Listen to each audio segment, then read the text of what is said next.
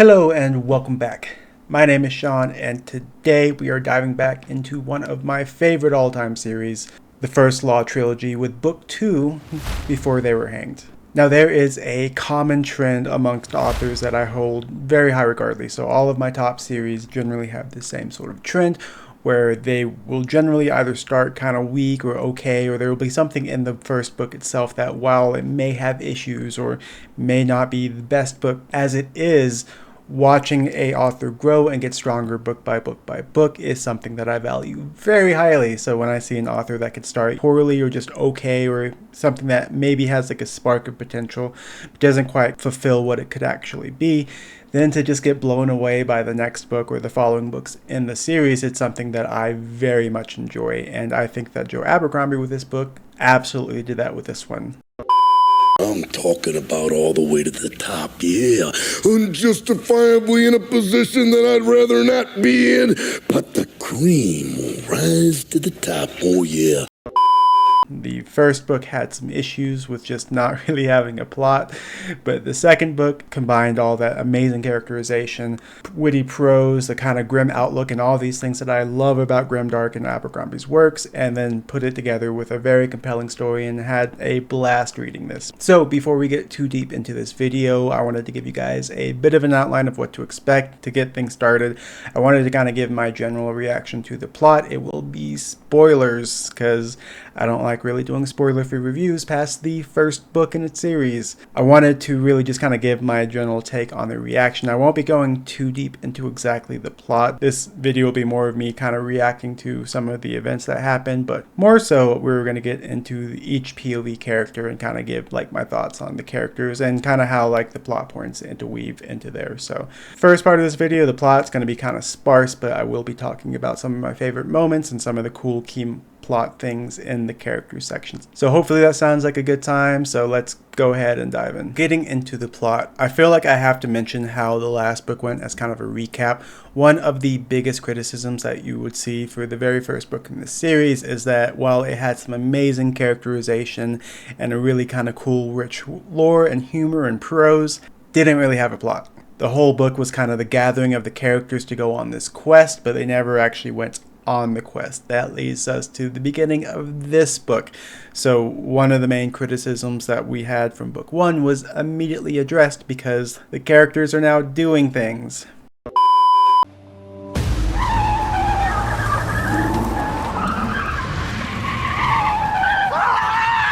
Stop! Stop! Stop! Please let me go! Please let me go first! I'm doing something!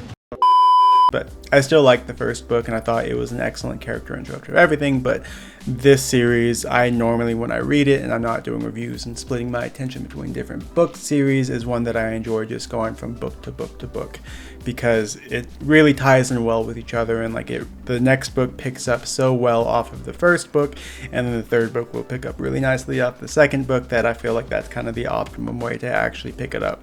But in this book there are 6 POVs, 3 of them are the major ones, and everyone's kind of spread out into their own little sections and groups in different parts of this world. We have Colonel West and the Northmen, the Dogman and his group, all kind of up in the north trying to fight Bethod and kind of intermingling with each other and figuring out how to kind of unite forces and fight against this looming horde. You have what Mike's book review called the Fellowship of the Seed, which I really enjoyed that terminology, where you have the traditional cast we had from the last book, like Logan, Baez, Jerzal, Ferro, Longfoot, and the others that are part of that group. And then lastly, you have Sandan Glokta doing his own thing, kind of got shipped off to Dagazka in the last book, and is trying to figure out who murdered his predecessor in Dagazka and, you know, save the city while under budget and overtaxed. In the last book, I think it was pretty much a toss-up between who my favorite characters were, between like Logan and Sandan Glokta.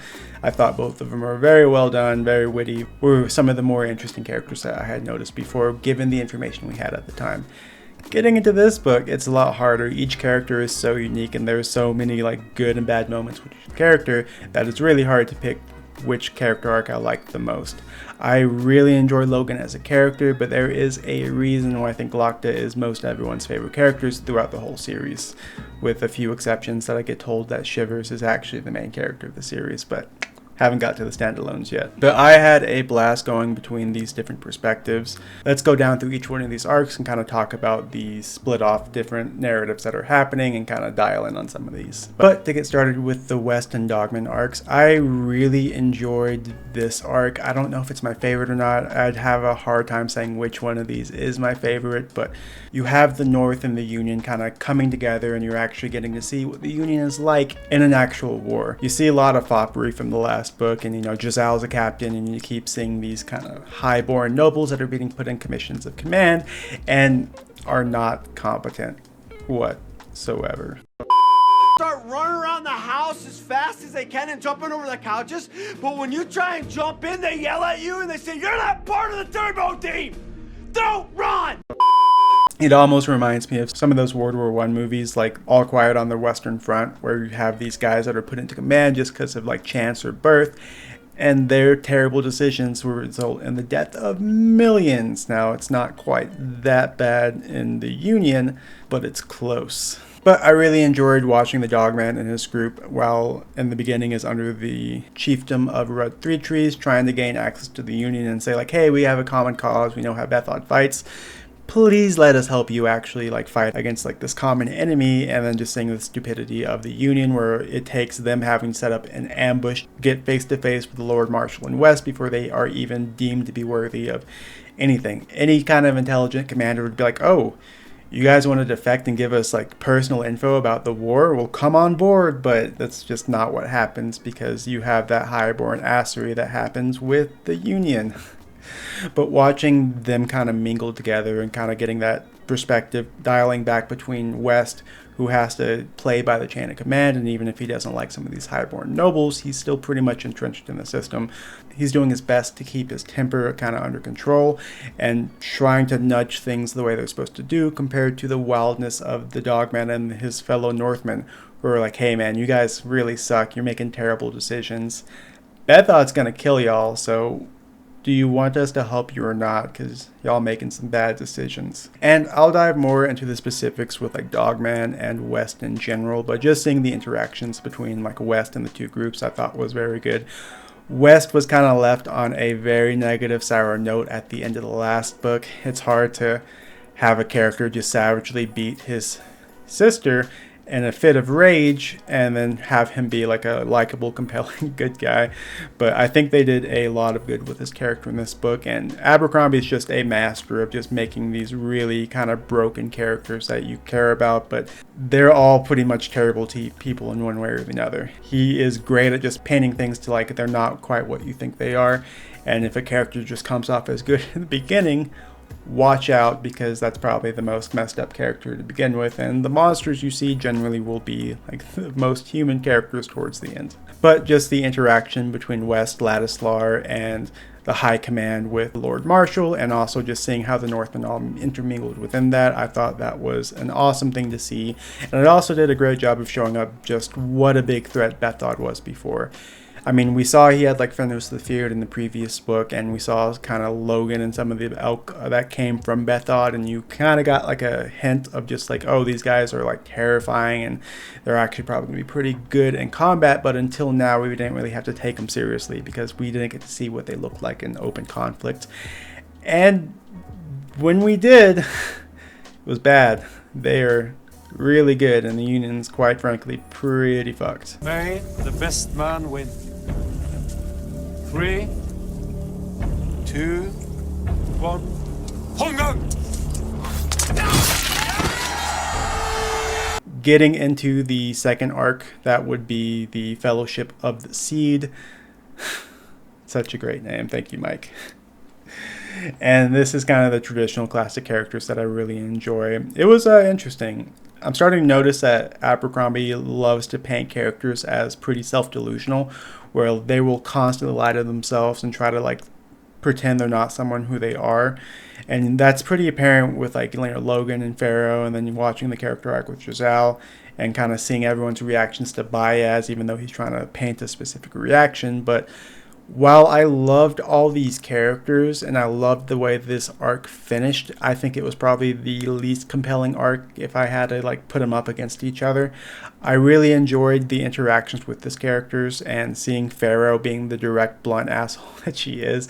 I think she may be my favorite character in this book because multiple times she would just catch me so off guard and the rest of the cast off guard that I would literally like burst out laughing like reading this book. And it's kind of rare that I get more than just a but she can drop a F-bomb so well timed that I just like lost my shit a couple times just from the sheer abruptness of it. This arc really, it's kind of cool in the wider exposition kind of sense because you get to see Bias has painted himself and has very good at repainting history to suit him in a very flattering, appealing light.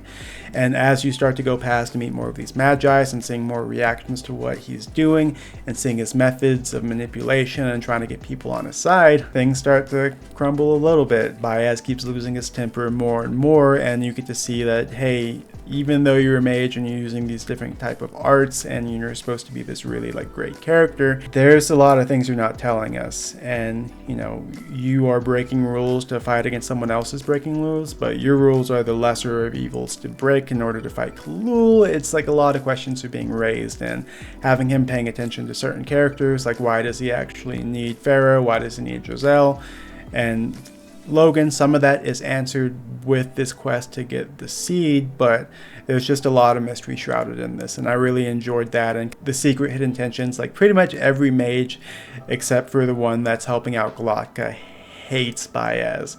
Even Kwai, his apprentice, is kind of seething throughout this whole of this and is very quiet as they're going towards that because he probably knows something but can't really talk about it. And through there you kind of learn more and more about Bias through his own recollections, but I almost guarantee that what he is saying is not actually what's going to happen. I am Wizzo the Wizard! Bow before me and my magical mastery! You what? What? What? I am Wizzo the Wizard! Bow! What do you do? Oh, and the ending of just the Abercrombie, you do the quest, you get there, and then suddenly the thing that you needed to even like begin the fight against the enemy that you've been planning for 2 books, just to have it suddenly disappear, it was just... Love the rage, love just kind of how Bias loses his shit, and just another complete misdirect that I really enjoyed. And lastly, in this arc, in terms of just plot and what actually happened, maybe my favorite arc of this, to no one's real surprise, but that is Sandan Glokta's arc. In the previous book, he got shipped off to Dagazka to figure out why the previous Inquisitor that was in charge of Dagazka got murdered, and he instead gets tasked with determining what happened with that. And also, hey, there's an entire Gurkish army that is trying to take Dagazka. You need to fix that with no money and no real context. But you got the closed council seal, so hopefully no one murders you. So watching him kind of unravel the mystery of who killed his predecessor, trying to go through the secrets of the closed council, and then also interacting with Khalul's troop and getting more of a view of the Gurkish Empire, I thought was all extremely enjoyable. Seeing in the previous book, you know, Glokta was just kind of like an unrepentant asshole in the last book till the very end, where he realized that West had actually, you know, tried to care for him and try to be his friend, and like he didn't have everyone turn his back on him just to figure out like it was his mother who kind of kept all of the people away that she deemed was unworthy.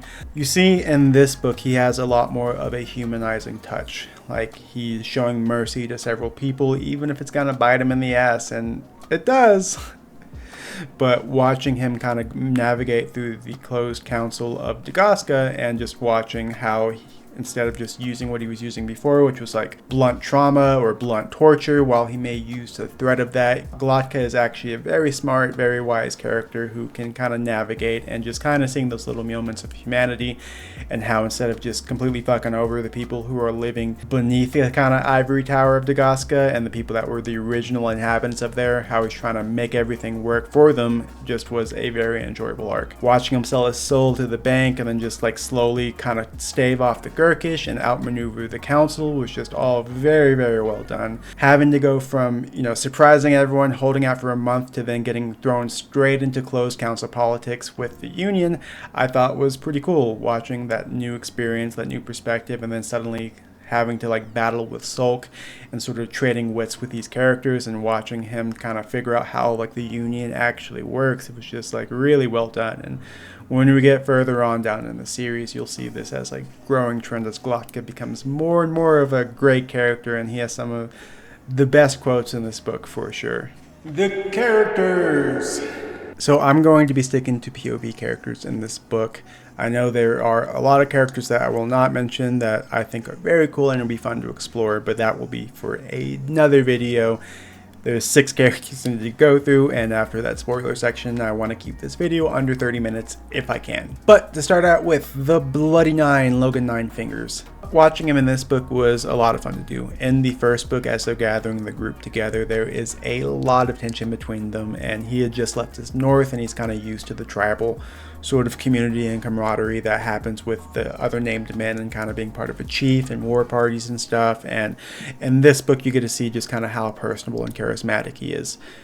All of these characters pretty much hate each other, and they're kind of like the worst mix of personality traits just shoved together on a quest. And, you know, in the absence of Baez, whenever he tries to cast magic and becomes unconscious and Logan takes leadership, you watch him be able to navigate each of the different characters with true leadership and just a really deft touch. I really enjoyed that scene with him and Jerzal where Logan's taking charge and Jerzal's like, well, why should you take charge? And he's just grabs him right here and it's like, listen here, you little shit.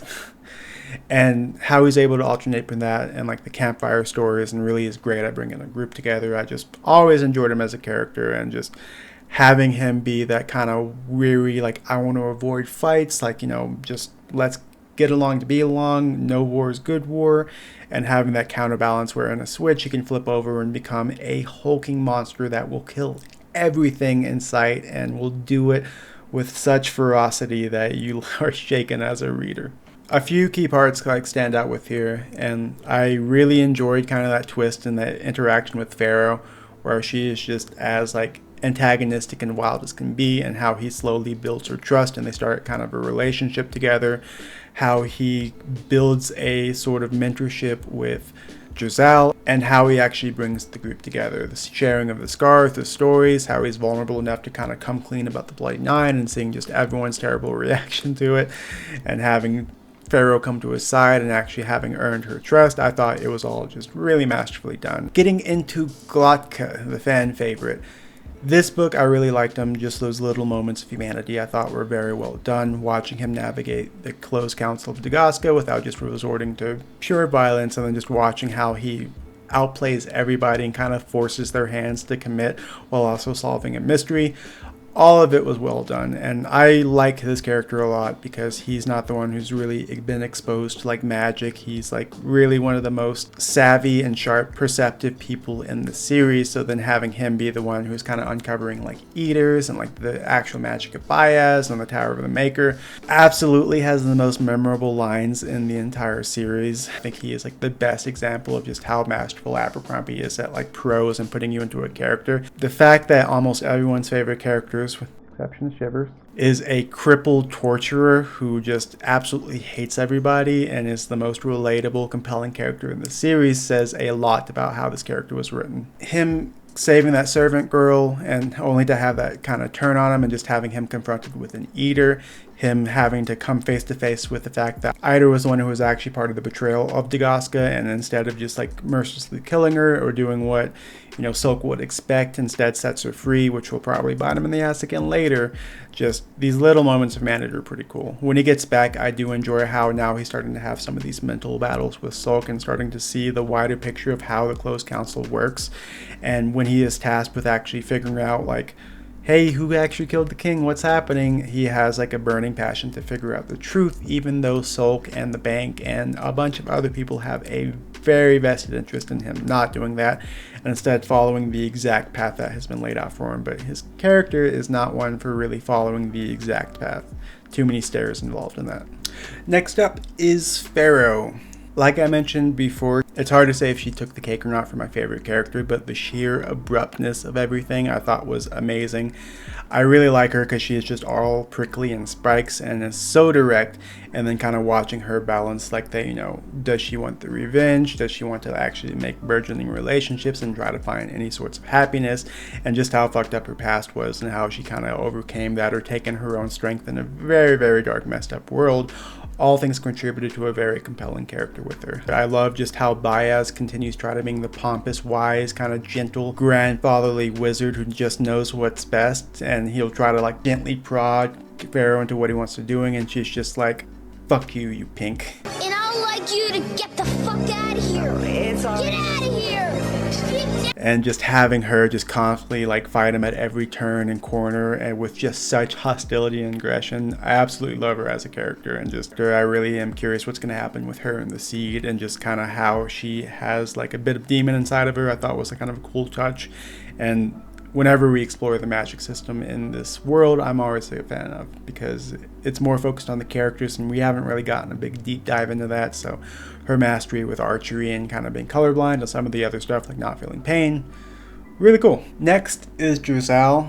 One of the favorite parts of like reading this, I think it was in the first book. I may be mixing this up, but Abercrombie painted Jerzal as a primping, like pompous ass for most of it, and a lot of that primping and popping will be him in front of a mirror just kind of slowly stroking his jaw, just talking about like how there's never been such a perfect jaw, and he's been blessed, and he has a jaw of a king, and all these other sort of things that are really drawing attention to it, just to have him freeze up in his first battle, and then when he finally gains the courage in his second battle to actually do anything, his jaw is the first to go, and he just gets savagely beat and just has like really messed up scar that just completely shifts everything like the wrong way and just kind of makes him a little more seasoned, but definitely not the pretty boy pompous primping that he had been doing before. So it's always hilarious when you see an author for hundreds of pages draw your attention here and then pop from a different direction. But Jerzal, while not my favorite character, I think he had the most succinct like character arc. You go from that pompous ass, giving him some experience, hardship, having him take a kind of minty role under Logan and get injured and actually experience what life is like outside of the Union capital and just actually go through some shit, and he becomes like a much more deep, compelling character. Abercrombie, we're going to see what he does with that, because he does constant misdirects and does not like happy endings whatsoever. But in this book, it was really fun to watch him grow and sort of have sort of his vanity attacked and having to grow past that and become more of a well-rounded character that's a little less annoying. Him getting the business from Logan was great, and then just sort of how he realizes that like, oh, I don't want to fight these people, and maybe I'm not the badass I thought I was, even though I'm good at like poking people with my sword. Yeah, I think I agree with you, Logan. War is bad. I'm good. No, thank you. No, thank you. And in this book, too, notice, like, Abercrombie's asking you to pay attention to Jerzal and Artie, so even though, like, Artie's a great distance away, while he's on the road and lonely, his thoughts keep going back to Artie, and he's talking like, you know, I don't care what anyone thinks, I'm going to go back and marry her. And Artie is one of the more volatile characters as well, so it's going to be really exciting to see what happens when he finally gets back, because while all of this is happening, Baez has, for some reason, brought him along on this journey and has been trying to mentor him, give him all this kind of arcane knowledge, and then we're not quite sure why that's happening yet. So while he may fully have his own plans and his own path to happiness that he is dying to take down there, we can see that there are a lot of powers at play that are pushing things into a certain direction, and he has obviously been tangled up in that web, so it'll be exciting to see how that unfolds later. Next up is West. In the last book, he was a prime example of Abercrombie's misdirects. He started out as one of the more likable characters, like seemed like a level head. While he may have some like temper issues, it doesn't seem anything major. He's just thrown into trying to do what's best for like his company. He seems to be a solid officer, and despite the pompously of everything around him, seems like a very good, nice dude. And then he savagely beats his sister in a furious rage. So that's very hard to like a character after that. But in this book, you start to see some of the exploration of that fury, and also gives him a little bit of a redemption arc. Having him having to deal with Ladislaur's pompous ass, the prince, and trying to direct him and just the terrible strategic ideas of just these really pampered people who have never seen battle or probably never even had a callus in their life. Just, it was very interesting him walking that tightrope between trying to keep the Northmen on his side and then also keep like the Ladislar like safe and sort of keeping the war afloat. I mean, I really like the Lord Marshal and how he just kind of took up West because of competence, and then now West has to deal with these like dukes and really high-ranking officers and nobles that do not care for him at all because he was common, but he still has a job to keep everything moving. So it's been pretty interesting just to watch how he navigates all that. Absolute stab in the gut. He rescues Pike and Cathal from like the Inquisition camps and starts to get a big affection for Cathal. Even saves her from Ladislar's groping hands and rape by like killing Ladislar, and a savage display of fury to then have it turn around and her be like, no, you're too angry for me. I don't want to deal with that, and then hooks up with the Northman instead. Just watching his reactions to that and everything was interesting. He's one of the more interesting characters where I think is very well faceted, where with like Logan you have like severe Stark, there's this Logan, there's Ninefingers. You know, Ferro, you have this like snarling like freed slave who wants to kill everything in sight, and then like those little small moments of humanity. Baez has some very dark secrets and every mage seems to hate him, but then he tries to portray this, you know. I think with West, he is the most kind of in the middle of the road, where he seems to kind of have his shit together, but not really. And so for him, I think he's one of the more nuanced characters along with the Dogman, but he's one that I do like watching grow and seeing what happens with him, because in a sea of bad decisions and just noble foppery, he seems to be one of the clear voices of reason, and at certain points, he just hulks out and just becomes furious, like biting off a dude's nose and then pressing all his Northman friends. Just really wild character. Now, the last character I'm going to get into is the Dogman, and I think just personally, based off what I know about the characters, he is my favorite personal character, as in, while I think there are more interesting characters in the series, if I was going to be like, hey, who would I want to hang out with, or who would I actually want to like be around, I think the Dogman would take the cake. He is renowned, he has like a lot of respect amongst its like crew members, but he's not the most savage. He's good at killing when it needs to happen, but he's more focused on scouting and humor, and just some of the scenes in this book with him are just absolutely delightful. When they're trying to figure out if they're going to team up with Ladislar and are hearing the terrible decisions they were throwing out there, like fighting Bethod and stuff, and they're like, well, this was just a waste, and instead he has like a full-on fish he's like stuffing into his pack because he's used to being on the road and starving, and he's like, nah, it wasn't a waste. This was amazing. Absolutely love this character. It was pretty devastating later on when he starts the relationship with Cathal, only to immediately have her die, have Red Three Trees die, and then suddenly is just thrown in charge. And he is definitely the most even killed out of the remaining named men, or Logan's old retinue. So I enjoyed that scene with him and Shivers, where he is like, has his bow drawn, and it's like, don't worry, I'm not gonna let go. Immediately trips and like almost kills Shivers before it begins. But really a down-to-earth character. Him with the funeral of Three Trees and like his former love of Cathal, I thought was just really emotional and really well done. And you know they're going to eventually converge with Logan again, so I'm really excited to see what's going to happen with Logan, who we know can be a furious monster, can be one of the most cool guys that you see. Suddenly have Dogman running his old retinue, I think will be a very interesting encounter to have. It's hard reviewing books I really like, because I just want to continuously talk about them for an extended amount of time, but then that means I'm going to be probably committing quite a bit of time in editing for this video, because I think right now I'm over like 35, coming up 40 minutes, and like those Malazan videos, I love making these types, but they just kind of drag on for a while, and editing by far is the hardest part of the entire BookTube process, other than